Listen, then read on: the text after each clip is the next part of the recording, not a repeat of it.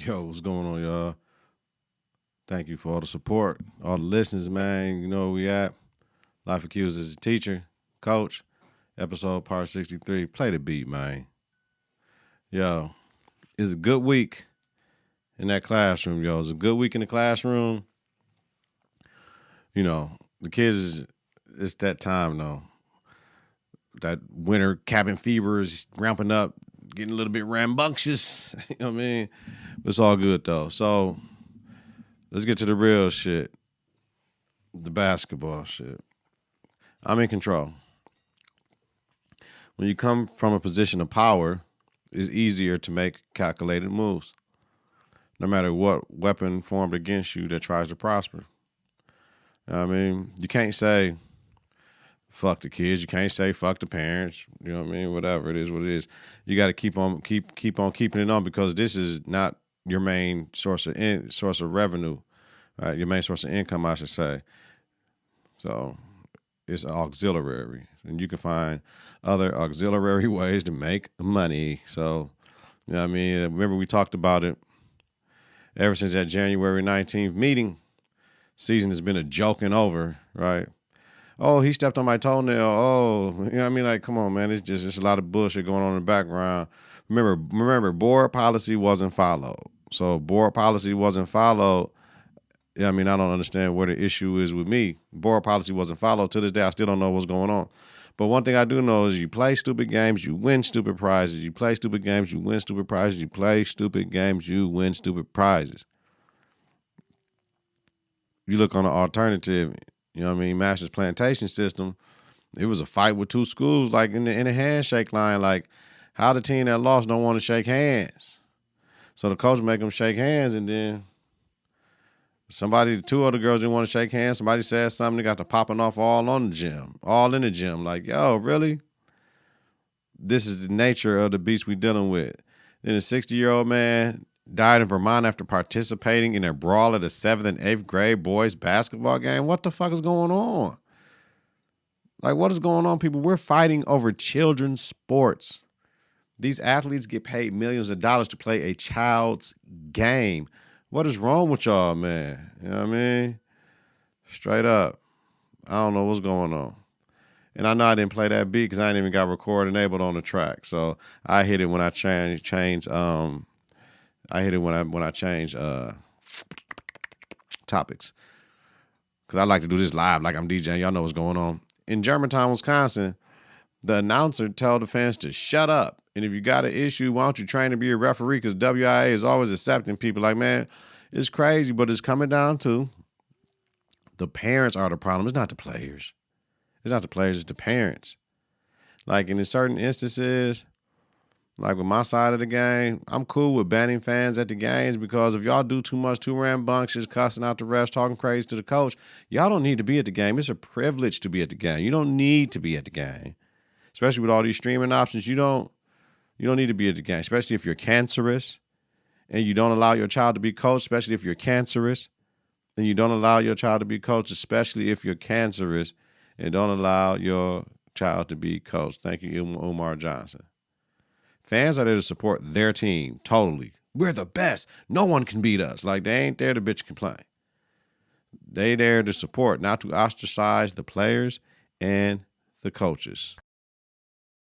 So, after that small break, now we can get everything back popping like it's supposed to. Moving on.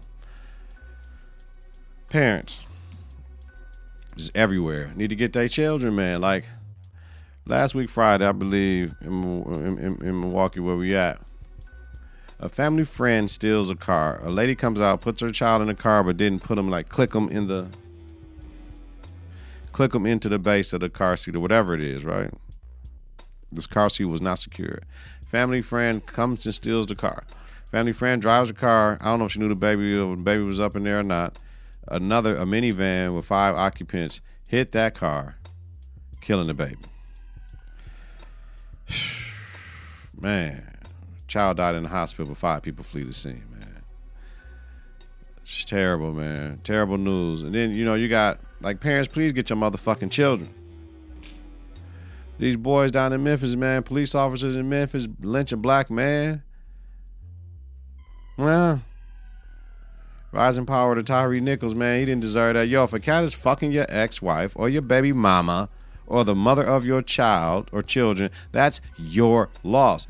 And she is not for you if y'all was together and she was cheating on you.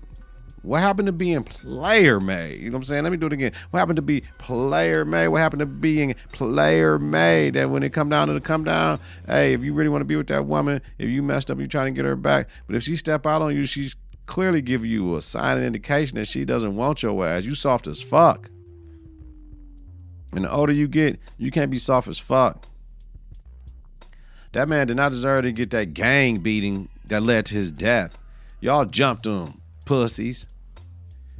Take that badge off and that gun off and shoot the fair one if you was mad that, you know what I'm saying, reportedly you mad over what your ex is doing with him. That's some sucker shit. Pussies. Demetrius Haley, Desmond Mills, Emmett Martin, Justin Smith, Darius Bean. That was some straight bitch shit y'all did. Y'all didn't have to jump that man. Y'all could have caught him anywhere and you could have been a fair one, yo. Then EMT Robert Long, EMT Jamichael Sanders, and Lieutenant Michelle Whitaker of the fire department. Do your fucking job and assist that man. Officer Preston Hemphill, he got released. He ain't facing no charges. Yeah, I mean, like, come on, man. Serve, protect, and serve, sir. Not want to be down, clown. It's ridiculous. I didn't watch the shit. I don't want to see another black man get murdered, a black woman get murdered, a Hispanic man get murdered. That shit I don't want to see death. You know what I mean? I don't want to see nobody die in front of me on TV after George Floyd. I don't want to see that, man. And it's all, man, listen, man. I know people try to get at Brian because Brian said, you know what I'm saying, we need to get it together type shit, like it's always us. You know what I mean? I'm saying we do it to ourselves. That's what he said, right? The motherfuckers use the badge to think they can get away with murder with doing some shit. They thought they can get away with murder behind that badge. I mean, they doing all this shit on camera. I don't understand. What makes y'all think y'all can do all that shit under camera and the motherfucker ain't finna say nothing to you? Dumbest shit ever, man. Moving on.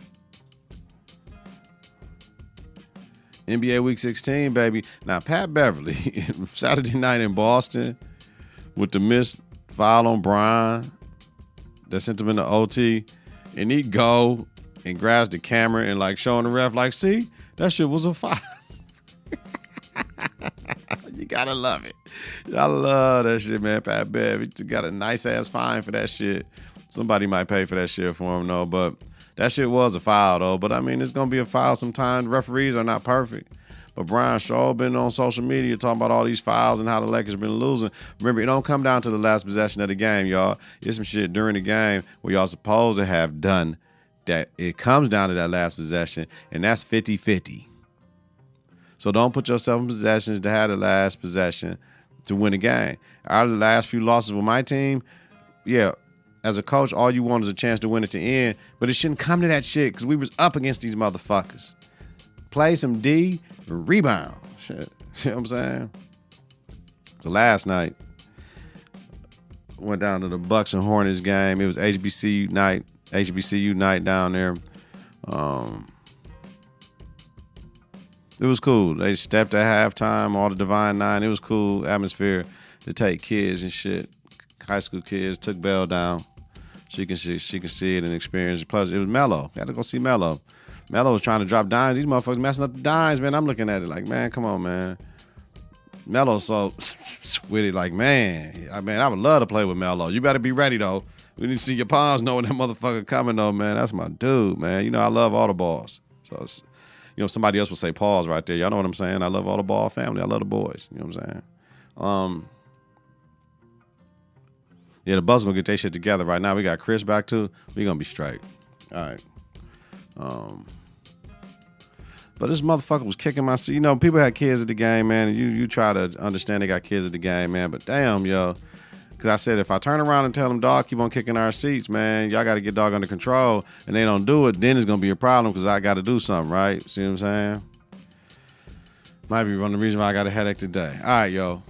Let's look at who I think is coming in as the reserves, which will be released tomorrow, right?